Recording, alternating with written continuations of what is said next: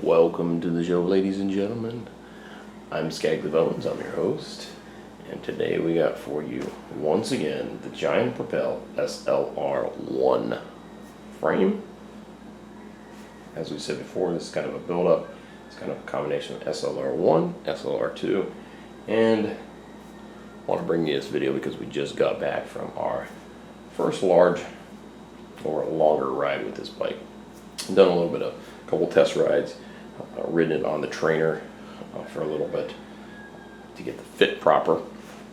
As you can see, got quite a high saddle height there, but this is a slightly shorter or smaller frame than what I normally ride.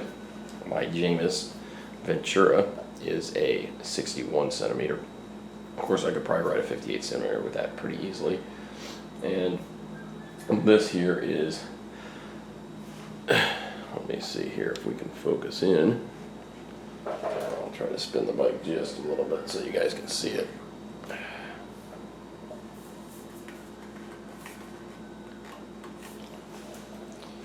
Okay, and zoom in here. Yes, that is an M there, but it's a medium large frame. So what Giant does is they go by small, extra small, yes, extra small, small, medium, medium, large, large frames for this bike. Now, normally they have extra large, but on the Giant Propel, if you actually look at their, if you look at the info on their site, on their international site, and you look at the scale chart, it actually has extra large on there. But for this frame, it's very specific that they do not make anything larger than large, which would be a 57 centimeter frame. And so you kind of have an idea as far as what size a person can be riding these bikes. As far as on my bike, the top of the seat tube, this bike is equal to the top of the seat tube on my Jamis Ventura bike. Okay, so seat tube wise to the bottom bracket, it's the same. Where this becomes a smaller frame is the fact that the head tube is shorter distance. Okay, so it's quite a bit smaller head tube, as you can see. It is compact. So the front, when this is sitting on the ground, the top tube is very straight. It doesn't angle up like a lot of bikes, even racing bikes, do nowadays. I'll pan over to the Jamis here real quick. You guys see it? As you can see, the geometry on the Jamis, the angle goes up. It's quite a tall large head tube.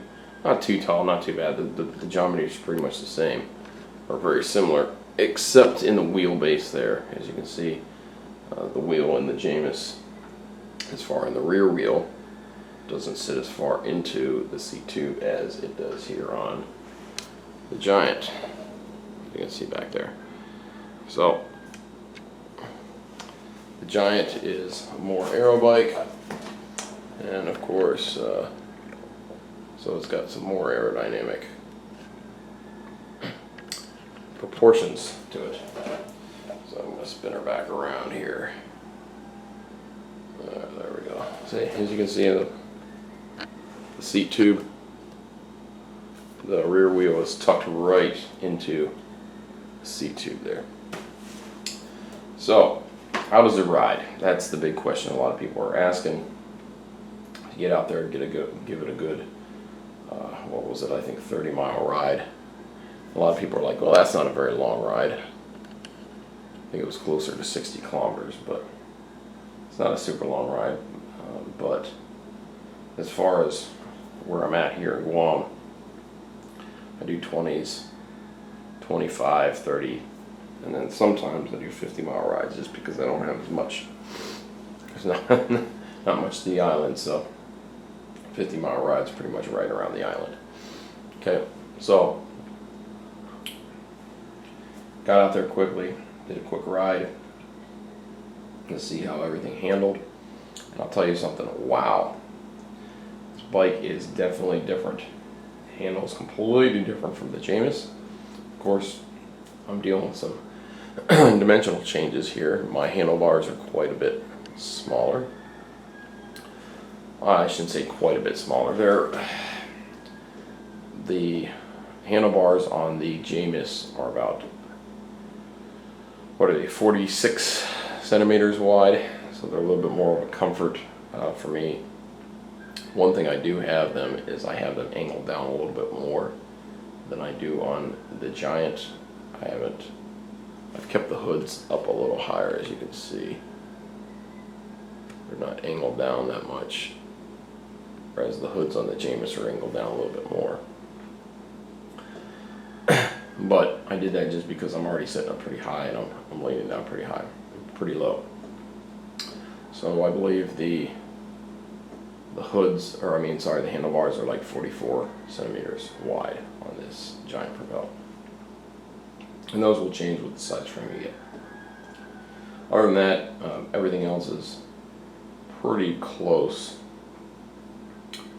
I've kept everything else. The distance from the saddle to the handlebars I've kept as close as possible. I'm sitting a little closer, not much. Obviously, because my drop is a little bit farther down. But other than that, I've tried to keep it as close as possible. I was trying to get a little lower down, really, is in my fit. So that's really what it comes down to. Some people might go gasp in horror because they'll be like, "You just changed your fit, your bike fit." Well, you got to realize when you look at the pros, they change their bike fit all the time. They fit themselves for comfort, or I should say more of an endurance or climbing bike. Most climbing bikes are more endurance bikes. They fit themselves for an aero bike or a time trial bike for that matter. So they have a couple of different positions that they keep themselves in. And the thing is, even as amateur riders, we can do the same thing. So that's what I kind of been training for, and I had already kind of fitted myself for a more aerodynamic bike. I don't really ride time trials or anything like that, or triathlons. So, it's something I might like to get into a little later on, but at this point, I haven't been doing that, but I've still been training for it. So, as you can see, sorry about that.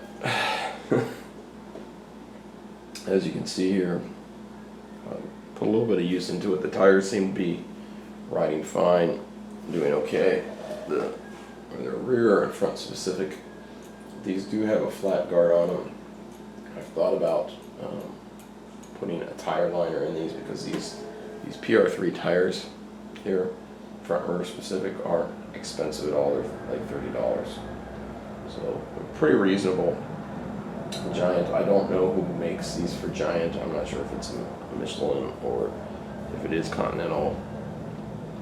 It's just a less expensive version. I don't know who makes them, but they seem to do pretty well. They seem to grip really well.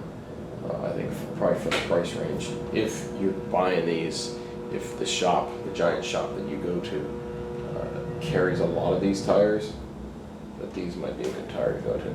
Now, they aren't a folding tire. They are a wire bead tire. So it's not going to be like your Continental Gator Skins or whatever. And they're not going to probably be as puncture resistant as the Gator Skins. I'll almost guarantee that the Gator Skins or the hard skins are going to be your best bet there for puncture resistance. So, but price point, if you want a less expensive price point, this might be the way to go. Now, obviously, we haven't gotten a ton of riding on this one. Once I get to 2,000-3,000 miles, I'll give you a little bit better idea of how these tires work, just because they are front rear specific. And then, of course, I'll be changing over. My next set of tires will be the Gator Skins, hard skins I have. So that will be the next thing we put on the bike. Other than that, everything seems to be pretty comfortable. Even the handlebar tape, as I don't really like the white, I like the black. Now, typically, the SLR1, which is this frame, like I said before, comes with the All-Taker group set. They come with the slightly better wheels, and the bar tape would be normally black on that one. So white bar tape gets dirty real easily, especially this foamy bar tape, but it does work. I like something more like the lizard skin that's a little bit more durable, so especially if you're going white. And as you can see, I've got a lot of use and abuse out of my lizard skins that are on my Janus bike. So I plan to change out the bar tape here in the near future with the giant handlebars. So, well, folks, that's pretty much it for me today. I just wanted guys to give you a quick talk about the bike after the ride that I did. Overall, very comfortable, I think, especially for a aero bike, despite the riding position I was in. I think though, as you get more flexible and you begin to bend over more, it's actually a little bit more comfortable for you as a rider than trying to sit more upright, because I think a more upright position tends to hurt your back a little bit more. If you're using your abs more, it tends to be a little less uncomfortable for you. So bike's fairly comfortable. There's a little bit of adjustments I need to do with the handlebars just because I was getting some numbing effects in my hands. Yes, that does happen, but it was happening fairly quick. So just some minor fit adjustments there. Overall, very fast. The beginning of my ride, I go uphill quite a bit, between 5 and 15 degrees, and it is in the wind for the most part, and I was still doing 15, roughly an average of 14 to 15 miles an hour at 300 watts, maybe a little less. And then coming back on the flats, I was doing 25 to 26 miles an hour, and being able to easily hold that speed. So it is much easier with this bike to hold higher speeds than it is with the Janus, 25, 30 miles an hour. Now I'm still not comfortable with this because when you go downhill, you go downhill quite fast. So I'm still not comfortable with it just yet. I mean, this just flies when it comes to speed. So and it's noticeable. So the difference with the aero bike versus a standard road bike is considerably noticeable, especially if you're going from an endurance type bike to a aero bike. So like I said, that's it for me today, folks. Just wanted to make this little video, give you kind of my afterthoughts, and hopefully give you a few more afterthoughts once we get some more miles on the bike. Well, like always, make sure you guys hit that thumbs up, make sure you hit the subscribe button below, and keep riding.